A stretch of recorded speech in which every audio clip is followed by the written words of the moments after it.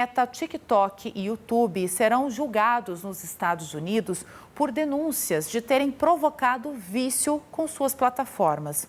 O caso envolve uma jovem de 19 anos que alega ter desenvolvido dependência digital e depressão.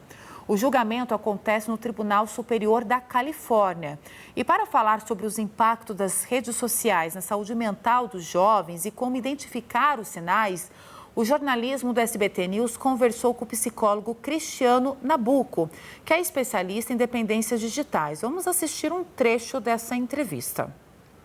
O que nós estamos vendo acontecer agora na França já é uma tendência que foi consolidada lá na Austrália, onde se compreendeu, não é, de que essa disponibilidade contínua, ela cria, obviamente, problemas de saúde mental, não apenas de cyberbullying, como exposição desmedida, mas um ponto que é muito importante.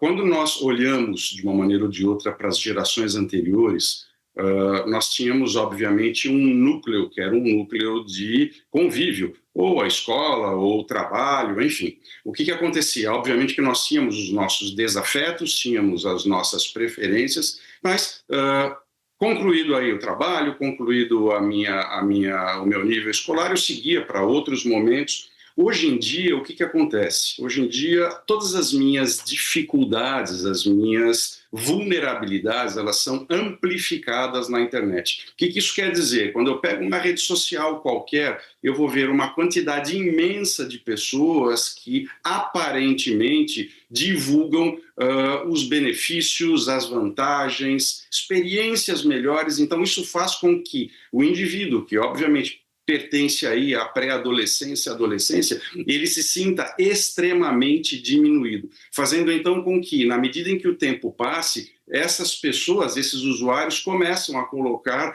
um pezinho no que a gente vai chamar aí dos transtornos ansiosos, de depressão, fazendo com que seja importantíssimo que as autoridades olhem. Para concluir a minha resposta, no início da pandemia saiu uma pesquisa muito grande no Reino Unido envolvendo 5 mil adolescentes. O que eles descobriram? Que mais de 50% destes sujeitos disseram que se sentiriam mais felizes se as redes sociais jamais tivessem sido criadas.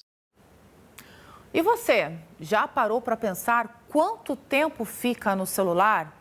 Uma campanha nos convida para essa reflexão e a proposta é reduzir ou abandonar o uso do celular durante o mês de fevereiro. Você conseguiria? A gente vai falar sobre essa campanha com Yuri Buzin, que é psicólogo, mestre e doutor em neurociência do comportamento pela Mackenzie, nos ajuda a compreender esse convite e também conhecer melhor essa campanha que é global, né? Seja bem-vindo. Conte pra gente como surgiu essa iniciativa. Bom dia. Bom dia, muito obrigado pelo convite, antes de tudo. E com certeza é uma campanha magnífica, porque até completando um pouco o que o Nabuco falou, grande colega de profissão, eu adoro o trabalho dele, inclusive.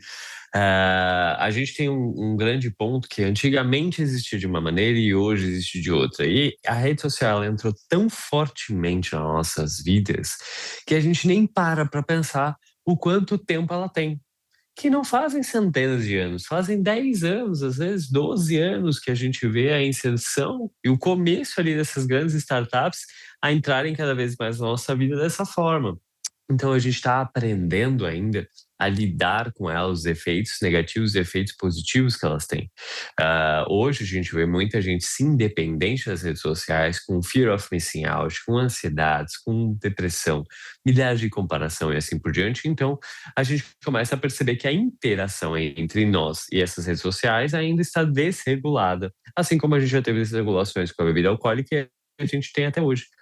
Então a gente tem que prestar muita atenção nisso. Então a campanha vem com uma ideia de alerta, de você conseguir controlar a tua interação e não ser controlado por ela, onde você vai se afastar um pouco, viver uma vida um pouco mais realista ali, onde você vai viver o dia a dia da sua vida, onde você vai olhar as coisas, as suas coisas, você vai ficar com a sua família, você vai sair, tomar um cafezinho, fazer outras atividades ao teu redor, que são boa parte da vida também. e que as redes sociais muitas vezes acabam colocando para a gente de uma maneira que ela não existe mais essa vida ao nosso redor, porque a gente vive tudo através da tela.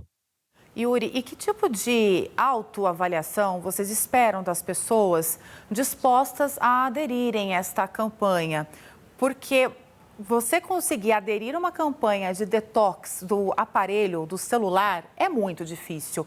Ainda mais que hoje em dia muitas pessoas trabalham no celular. Então, como fazer uma autoavaliação para identificar o limite do que é saudável e do que não é? Se vou conseguir fazer um detox ou não? Isso é uma ótima pergunta. Eu acho que existe até mesmo essa desculpinha, muitas vezes, que eu estou sempre trabalhando. E isso já é um outro ponto. Às vezes você tem que parar de trabalhar também, né? Porque o celular, assim, tá sempre no nosso bolso, então a gente está trabalhando até 9, 10, 20 horas, 23 horas, assim por diante. Isso não é o correto, muitas vezes, né? Então a gente também tem que limitar. E por isso que a gente acaba dando uma desculpa pra gente mesmo, que existe um senso de urgência, e só que a gente vai responder uma mensagem e entra no Instagram. E o Instagram não é necessariamente o nosso trabalho, né? Então, a gente acaba se mesclando nesse sentido e mesclando a nossa vida, muitas vezes, das redes sociais, do trabalho, com a vida pessoal. Então, a gente acaba mesclando tudo e muitas vezes virando uma bagunça. Então, aqueles que têm a idealização de prestar atenção em si, é prestar atenção quantas vezes são atrapalhados por causa disso, o quantas vezes eles conseguem fazer uma atividade durante uma hora, muitas vezes, e não ficar checando o celular o tempo todo, aonde muitas vezes vão sentar para ver um filme com a família, ou sentar para jantar com eles ali, aonde vai gastar ali 20 minutos, mas sem conferir o celular. Então, são indicativos muito interessantes que as pessoas podem trazer para si. Óbvio que eu entendo que existem emergências, que existam trabalhos que são sim vinculados ao celular, é óbvio que isso existe, mas até onde a gente consegue ali separar um pouco um período de tempo. Fazer esse detox 100% é quase impossível. Hoje a gente vive numa era digital, então a gente vive nesse local onde todo mundo se conversa muitas vezes por redes sociais, conversa por WhatsApp, conversa por outras situações ali, dos quais realmente precisa do celular. Se você tiver a intenção de ficar um período de tempo fora do celular maior do que 6, 8 horas, muitas vezes você tem que avisar pessoas queridas, falando assim, olha, eu vou deixar meu celular aqui, eu vou fazer uma trilha onde não vai pegar o celular, para que as pessoas também não fiquem preocupadas, porque existe um outro lado agora. A gente criou essa dependência de resposta urgente. Então, a gente acaba tendo uma sensação muito ruim quando as pessoas não nos respondem, principalmente pessoas muito queridas. Então, é bem valioso isso também. Mas prestem muita atenção no tempo, no quantas checagens vocês fazem e o quanto de ansiedade se tem de não checar. O quanto eu tenho que checar aquilo ali e responder muitas vezes. Ali você já vai ter uma boa base. Fora isso, todos os celulares têm ali indicadores ali de tempo de uso de tela, que são bem legais para a gente ter uma noção geral, onde muitas vezes você percebe que você gasta das suas 12, 13, 14 horas do dia naturais ali, você gasta 8 no celular. Então, talvez seja interessante ali para você revisitar o teu tempo de celular, limitando. Você não precisa deixar de usar, mas você pode limitar e ter uma usabilidade um pouco mais tranquila. Yuri, nós trouxemos, antes da nossa entrevista, essa questão nos Estados Unidos, de grandes empresas que são responsáveis pelas principais redes sociais, que estão respondendo um processo por conta de dependência e depressão de uma jovem. Mas a gente tem isso só como um reflexo, né? Porque são muitos os casos. Como que nós podemos identificar os impactos dessa dependência para a saúde, mas talvez até classificando por faixa etária? Se na criança e no adolescente tem um tipo de comportamento, na vida adulta é outro, os idosos, se a gente consegue classificar essa diferença, até porque o que eles consomem na internet, nas redes sociais, também são conteúdos diferentes. Primeiro, acho que a gente tem que entender o que é ansiedade e o que é depressão. A gente fala e a gente acaba não necessariamente sabendo exatamente o que é. Quem tem que diagnosticar isso são profissionais da área da saúde. Psiquiatras que vão dar o diagnóstico, psicólogos que vão auxiliar nesse diagnóstico e têm um entendimento muito profundo sobre tudo isso. Então, esse já é um bom começo da gente não se autodiagnosticar e ter esse label. Mas é importante a gente entender o que é para a gente perceber mudanças no nosso comportamento e ir até esses profissionais, tirar essas dúvidas e sim tomar um rumo com relação à decisão ali que for tomada, dependendo do que for conversado nas sessões ali. Mas primeiro, a ansiedade, a gente está falando de um medo excessivo, a gente está falando de uma angústia eterna, a gente está falando de uma dor no peito, a gente está falando de uma coisa relacionada ao futuro, a gente está falando de um transtorno relacionado ao medo do futuro, tá? Isso é ansiedade. Depressão, ruminação de muitas coisas, comparação, falta de vontade, dificuldade de ter qualquer tipo de prazer, tristeza, alteração no sono e assim por diante. Não é só tristeza, depressão, tá? A depressão tem muita ligação, principalmente com a apatia, com a falta de resposta ao mundo. Hoje a gente já vê novos transtornos, por exemplo, vinculados às redes sociais, que é o fear of missing out, que é uma ansiedade, é um medo muito intenso de perder alguma informação e por isso tem que ir lá checar toda hora. Então, são novos comportamentos e dores que a gente está vendo a partir do uso dessas redes sociais. Durante as faixas etárias, a gente vai ver interações de maneiras diferentes, porque até mesmo tem sabedorias de vidas diferentes e tem movimentações de usabilidade diferentes. É muito diferente de um adolescente de 15, 16 anos mexendo no celular do que um idoso de 80 anos. A minha avó, ela mexe no celular, ela tem 80 e poucos anos, ela tem lá o Instagram dela, ela tem dificuldades, mas ela interage ali dentro, ela interage um pedaço do mundo ali, assim como ela interage com o ChatGPT. Ela tem a mesma usabilidade de um garoto de 20 anos daquilo ali? Óbvio que não. Mas para ela ali, ela está interagindo um pouquinho com o mundo, entendendo como funciona. É uma parte cognitiva de progressão e contínua aprendizado. Então, são situações diferentes.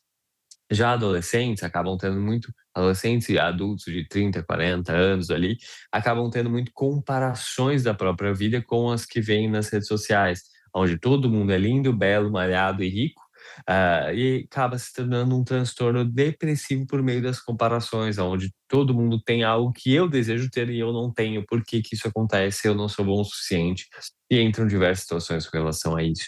Então é bem importante com que os adultos e jovens que estão utilizando as redes sociais prestem atenção e vão buscar ajuda a partir do momento que começam a perceber que estão, primeiro, extremamente dependentes, tendo alterações de humor com relação a isso, se sentem mal, angustiados, às vezes ficam ruminando aquilo toda vez que entra, acaba tendo uma percepção horrível sobre algumas situações, ou seja, um sentimento negativo em cima daquilo. Então é legal buscar a ajuda de um bom profissional que vai te orientar e também vai te atender caso exista a necessidade sobre tudo. E super interessante, né? Pensar que fevereiro já está chegando, está feito então o convite, a proposta, um detox do celular, das redes sociais, o máximo que conseguir e aproveitar esse momento, né, Yuri, para ficar atento aos sinais que o nosso organismo pode dar, seja de uma ansiedade, seja dessa dependência.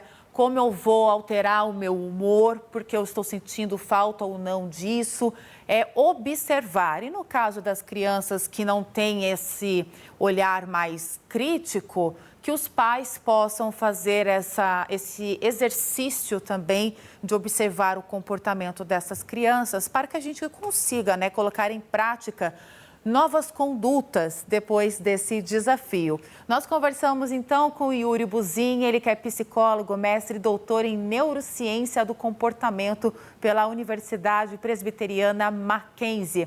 Seja sempre bem-vindo, viu, Yuri? Até a próxima e eu juro que eu vou tentar fazer um detox das redes sociais e do celular. Vai conseguir, muito obrigado também. Um grande abraço. Tchau, tchau, um abraço.